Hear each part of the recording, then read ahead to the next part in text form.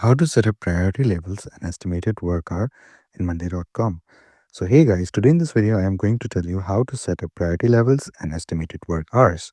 So without much ado, let's get straight to the video. The first thing that you need to do is you have to log into Monday.com, and for example, if this is the work that we are working on or it already has a priority board, let's just move to another board that does not have a priority board. For example, let's open this board. Okay, let's delete this as well.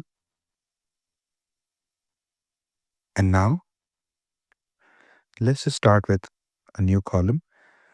And in order to set priorities, what do we need to do? We need to click on priority. And then we need to set the priority. For example, this is the board and the items right here. So priorities are set according to how important the task is. Hmm. Okay. And now I've set the priority levels, and this is how you set priority levels. Now, in order to calculate the estimated work hours, what do we need to do?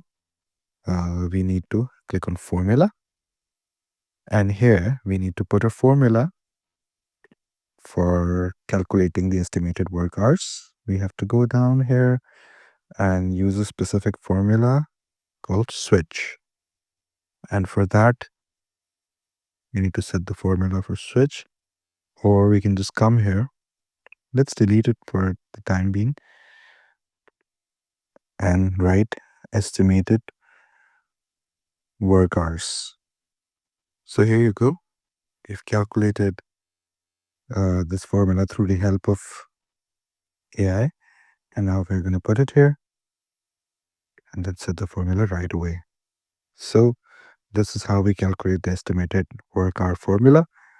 So it will be contributed here to all of them. So that's how you calculate it, and that's how you set up priorities. So I hope you found this video informative. Please do like the video and subscribe to the channel to see more content like this. I'll see you in the next one.